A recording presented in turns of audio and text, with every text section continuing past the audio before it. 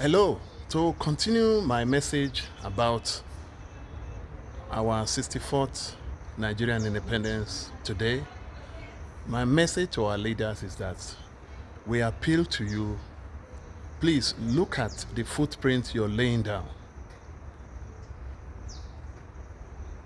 The 64th independence today is not a day of celebration for Nigerians. It's not a day of celebration for me. It's not a day of celebration for any Nigerians, whether you're living in the diaspora or at home. We're still in the dream. The reality is that Nigerians are still a slave. We are shackled, controlled, injustice, corruption, poverty, high cost of living for families in our country, Nigeria. Nigeria is a great country. Nigeria has so many resources in terms of culture and tradition, in terms of, education, we have it. Our tradition is embedded into our culture. We have more than 5,000. But today, celebrating our independence, who are the ones celebrating? It's only our leaders. When you go around, meet people in the street, people cannot afford 3 square meals. People cannot even afford. The taxi drivers are crying. The transporters are crying. A lot of families are crying. Salaries are not enough. This is a YouTube video created by the Nigerian Yorkshire Community Network. My name is Mr. J. Skolawole, and I'm at the Abuja Art and Culture, where I came around to come and look at our history. So when you see those are our history, when you look at it, where we come from before 1960, the suffering we suffered during the British colonial. But can you ask yourself, is there a difference in between before our independence and now, after 64 years? The question is no. It's even worse. When you have our Nigerian leaders, there is selfishness, there is corruption, there is embezzlement, there is injustice.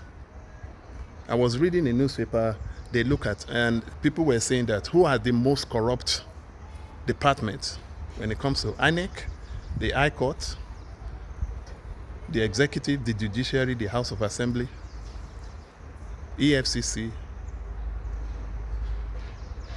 Justice has to be served. And until our Nigerian leader realizes how they are treating Nigerians, how they are treating the people, the Nigerian people that voted you into that position, whether you're a governor, whether you're a minister, whether you're a senator, whether you're a local chairman, or whether you're a councillor, or even a manager in an organization. Nigerians, have gone through suffering before the independence and even up to now. And when the government say that what we're doing in terms of infrastructures, we're doing it for the long term, and we can see an evidence. For example, our president buying $20 billion aircraft while Nigerians are unable to feed. Why Nigerians are unable to feed their family, to put 3 square meals on the table.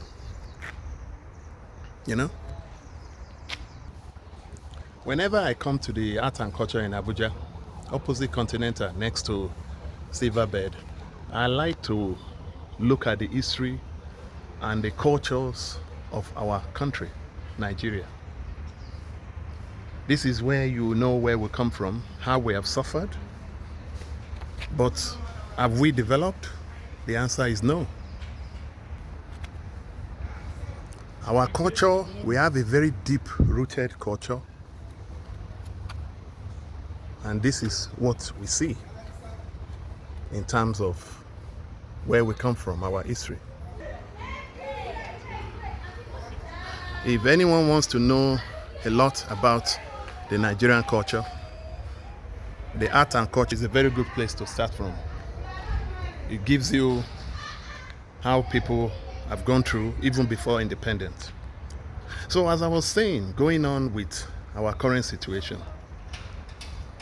What Nigerians are open for is even a one day of hope that might come in reality one day. But for the past 64 years, we've been open for a better leadership, lack of corruption, making sure that there is no corruption, and etc. But the reality on the ground today does not worth any Nigerian celebrating our 64 Nigerian independence. And this is why we continue to appeal to our government that they should put themselves in a position. Nigerians are suffering. That is the reality. That is the truth. We're still a slave, even after independence, to our leaders with corruption, embezzlement, poverty within our country.